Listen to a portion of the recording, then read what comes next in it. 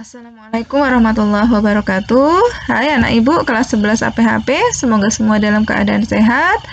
Di video kali ini ibu kembali membahas masih tentang bahan penyegar.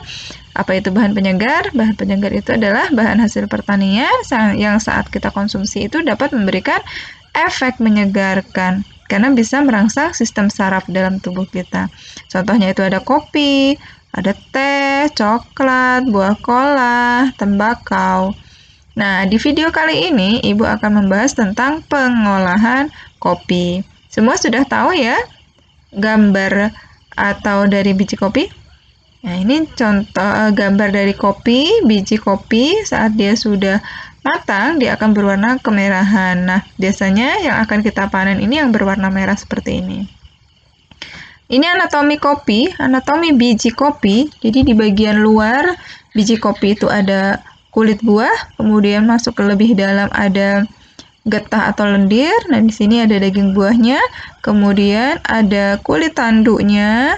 Kulit tanduk, di dalam kulit tanduk itu ada kulit ari. Nah, setelah itu baru ada biji kopi. Nah, biji kopi inilah yang biasanya kita olah menjadi bubuk kopi. Nah, ada 3 jenis kopi yang kita kenal. Ada Arabica, Robusta, Liberica. Jadi kalau dari bijinya ini sudah nampak perbedaan. Arabica itu lebih besar, kemudian agak lonjong gitu ya. Kalau Robusta ini lebih bulat, lebih kecil daripada Arabica, sedangkan Liberica ini lebih kecil dan memiliki yang lebih lonjong lagi. Arabica itu lebih kompleks karena selain rasanya pahit juga memiliki sensasi fruity, itu rasa asam buah. Kemudian manis, beraroma bunga, kacang-kacangan dengan aroma yang lebih wangi. Memiliki tekstur yang halus. Sedangkan Robusta ini cenderung pahit dan memiliki sedikit rasa coklat, tanpa sedikit pun rasa asam, apalagi manis. Memiliki tekstur yang kasar. Sedangkan Liberica ini memiliki cita rasa yang lebih seimbang antara pahit dan manis. Aroma Liberica menyengat seperti buah nangka. Dan biasa yang ada di pasaran itu yang paling sering dikonsumsi itu adalah jenis Arabica dan Robusta. Mungkin kalau bagi kita belum begitu bisa membedakan antara aroma atau rasa dari ketiga jenis ini. Tapi bagi orang-orang pecinta kopi, ini sangat mudah untuk membedakan aroma dan juga rasanya. Beberapa istilah dalam pengolahan biji kopi. Ini ada namanya kopi gelondong basah. Ini adalah buah kopi hasil panen dari kebun. Kadar airnya itu masih berkisar antara 60-65%. Ada biji kopi HS. Nah, biji kopi HS ini biji kopi yang masih memiliki kulit tanduk. Hasil pengolahan buah kopi dengan proses pengolahan secara basah. Jadi kalau biji kopi HS itu masih memiliki kulit tanduk. Kopi gelondong kering, ini buah kopi setelah diolah dengan proses pengolahan secara kering. Dan yang terakhir itu ada namanya kopi beras. Nah, biji kopi kering hasil pengolahan dan siap diperdagangkan dengan kadar air 12-13%.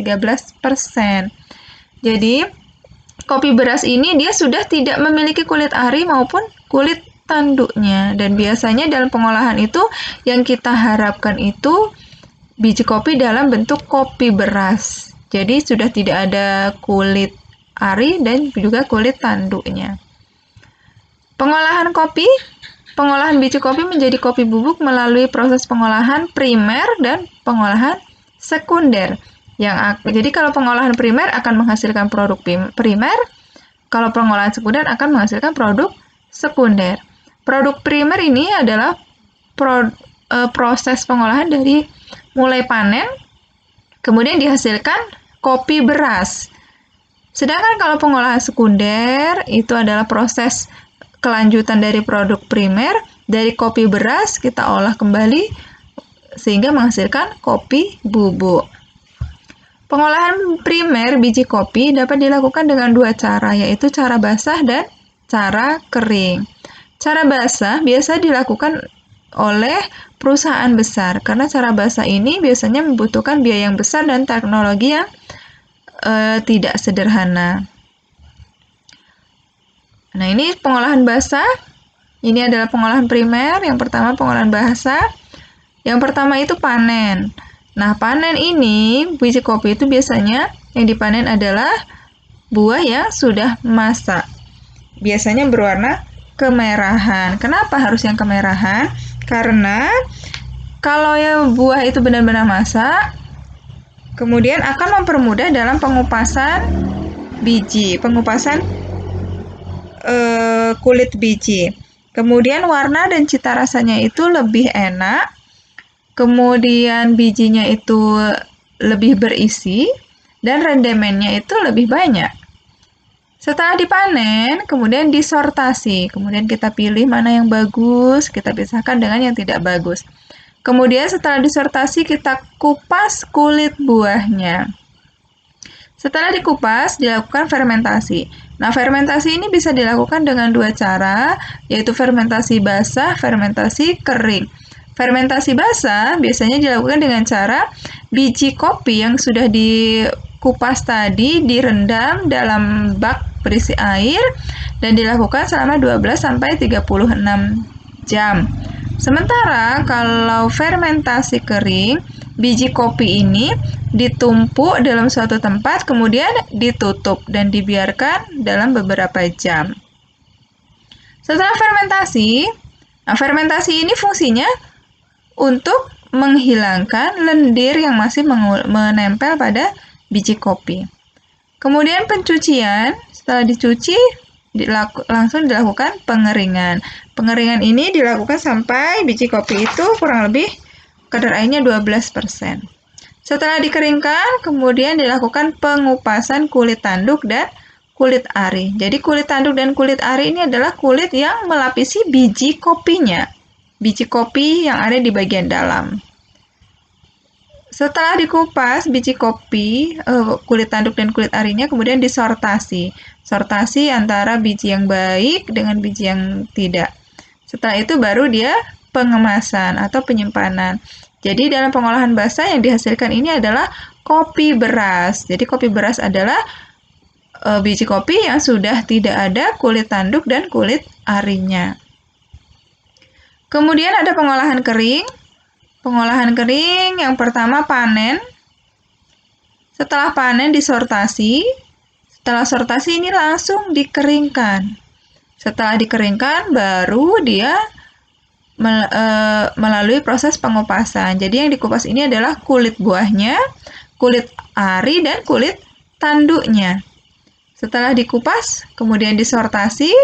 Setelah disortasi baru dilakukan pengemasan dan penyimpanan. Biasanya pengolahan kering banyak dilakukan mungkin oleh masyarakat karena ini prosesnya lebih sederhana gitu ya. Nah, biasanya kalau di masyarakat itu pengupasan ini biasanya dilakukan dengan cara ditumbuk, padahal sebenarnya proses ditumbuk itu tidak dianjurkan karena biji kopinya itu bisa pecah. Nah, ini pengolahan primer, ini pengolahan sekunder ya. Ini pengolahan sekunder. Pengolahan sekunder ini pengolahan lanjutan dari pengolahan primer. Nah, tadi setelah pengolahan primer itu kan kita hasilkan kopi beras, yaitu biji kopi yang sudah tidak memiliki kulit ari dan kulit tanduk. Nah, biji kopi itu yang sudah kering tadi kita sangrai. Kemudian setelah disangrai didinginkan. Setelah didinginkan baru dilakukan pembubukan. Setelah pembubukan ini biasanya diayak.